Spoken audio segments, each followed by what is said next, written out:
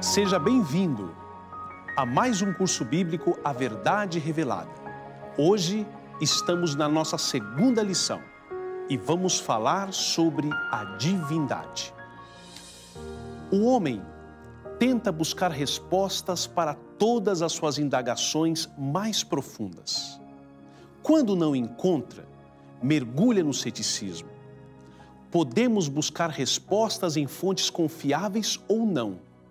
E uma das fontes mais seguras é o livro mais antigo da história, a Bíblia Sagrada. Divindade, o que é isso? Talvez você tenha ouvido esse termo diversas vezes, mas não sabe o seu significado. Divindade quer dizer essência divina, o próprio Deus. Isso está no Dicionário Aurélio de Língua Portuguesa. Existe uma filosofia chamada panteísmo, que seus ensinos se confrontam com os profundos fundamentos das Santas Escrituras. O panteísmo é a crença de que absolutamente tudo se compõe em um Deus abrangente e iminente, ou que o universo e Deus são idênticos. Sendo assim, os adeptos dessa posição, os panteístas, não acreditam num Deus pessoal, antropomórfico ou criador. O profeta Isaías descreve como a divindade se identifica nas Santas Escrituras. Vamos abrir nossas Bíblias no livro de Isaías, capítulo 45, versículos 5 e 6. Eu sou o Senhor, e não há outro. Fora de mim não há Deus. Eu te cingirei, ainda que tu não me conheças, para que se saiba desde o nascente do sol e desde o poente, que fora de mim não há outro.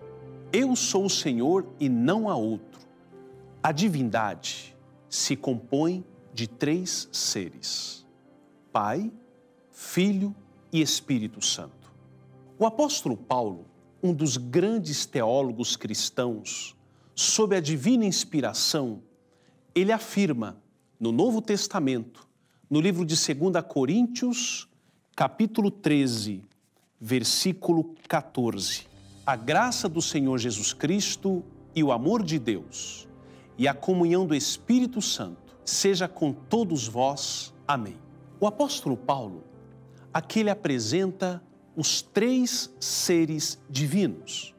Não são três deuses, mas um único Deus manifesto em três pessoas. Não devemos cair no erro de usar exemplos terrenos para explicar algo tão profundo. Muitas pessoas pensam que Deus é uma força. Outros pensam que Deus é uma influência. Mas o que a Bíblia nos revela sobre sua natureza? Todo ser, ele tem a sua natureza. E no Evangelho de João, capítulo 4, no versículo 24, Deus é Espírito, e importa que os que o adorem em espírito e em verdade. Jesus disse estas palavras para a mulher samaritana, que os verdadeiros adoradores adorarão ao Senhor em espírito e em verdade. A Bíblia quer dizer que Deus é um ser pessoal, que tem sentimentos, alegria e tristeza. Deus nunca teve princípio nem fim. A nossa mente finita não consegue alcançar as profundezas e mistérios do Todo-Poderoso. Existem alguns aspectos do caráter de Deus que nós nunca conseguiremos entender. E é um campo onde nós não devemos entrar. O apóstolo Paulo, em 1 Timóteo, capítulo 6, versículo 16. Abra sua Bíblia.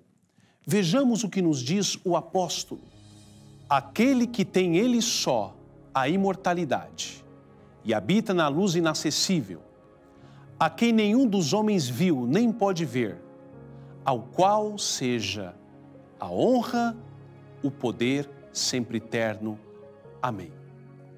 O evangelista João, ele descreve Cristo de uma forma incrível. No Evangelho de João, no capítulo 1, a partir do primeiro versículo, diz assim a palavra de Deus: No princípio era o Verbo, e o Verbo estava com Deus, e o Verbo era Deus. Ele estava no princípio com Deus.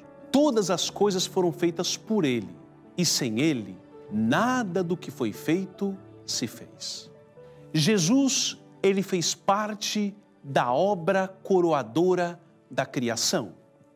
Jesus é identificado como o Verbo, o Filho de Deus, aquele que participou de todos os planos do trio divino.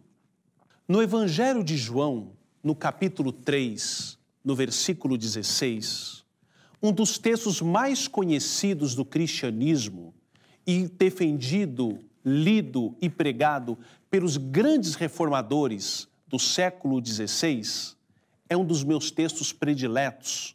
Diz assim a palavra de Deus, vamos ver? Porque Deus amou o mundo de tal maneira que deu seu Filho unigênito para que todo aquele que nele crê não pereça, mas tenha a vida eterna. Se não fosse Jesus morrer na cruz do Calvário pelos meus pecados, nós não teríamos esperança. Jesus, o segundo agente da divindade, ele morreu pelos meus e pelos seus pecados e morreu uma morte cruel para que garantisse o meu e o seu resgate. O apóstolo Paulo, em sua carta aos cristãos de Roma, em Romanos, capítulo 5, versículo 10. Abra sua Bíblia. Vejamos o que nos diz o apóstolo. Porque se nós, sendo inimigos, fomos reconciliados com Deus pela morte de seu Filho, muito mais estando já reconciliados, seremos salvos pela sua vida. Jesus, ele fez uma importante promessa, que através do seu sacrifício nós podemos ser salvos. E antes de Jesus voltar para o céu, ele reuniu seus discípulos e ele disse as seguintes palavras narradas pelo evangelista João no capítulo 14, versículos 16 e 26. E eu rogarei ao Pai, e ele vos dará outro Consolador, a fim de que esteja sempre convosco. Mas o Consolador, o Espírito Santo, a quem o Pai enviará em meu nome, esse vos ensinará todas as coisas e vos fará lembrar de tudo o que vos tenho dito. Esse é o grande papel do Espírito Santo. Como falamos anteriormente, o governo de Deus, ele é representado por três seres, Pai, Filho e Espírito Santo. E quando Jesus voltou ao céu, ele deixou o Espírito Santo, aquele que trabalha em nosso coração e nos leva ao arrependimento.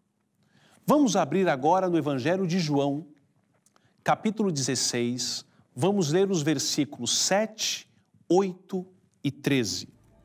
Todavia digo-vos a verdade, que vos convém que eu vá, porque se eu não for, o Consolador não virá a vós, mas quando eu for, vô-lo enviarei. E quando ele vier, convencerá o mundo do pecado e da justiça e do juízo. Mas quando vier aquele Espírito de verdade, ele vos guiará em toda a verdade. Querido amigo, o Espírito Santo é aquele que convence. Eu te pergunto, é fácil convencer alguém que está no caminho do erro? Convencer alguém que tem uma opinião formada não é fácil. Você nunca vai conseguir convencer um ateu de que Deus existe. Isso é algo que só o Espírito Santo pode fazer. Desejas ter uma experiência com Deus? Quer saber por que Cristo morreu por nós? Quer sentir a presença do Espírito Santo em sua vida? A divindade celestial está pronta para ensinar-lhe muitos segredos através de sua palavra e confortá-lo com as mais sublimes promessas. Quando te faltar a saúde, sentir dor ou ter dúvidas ou temor, abra teu coração ao Senhor como a um amigo e sentirás a presença divina ao teu lado.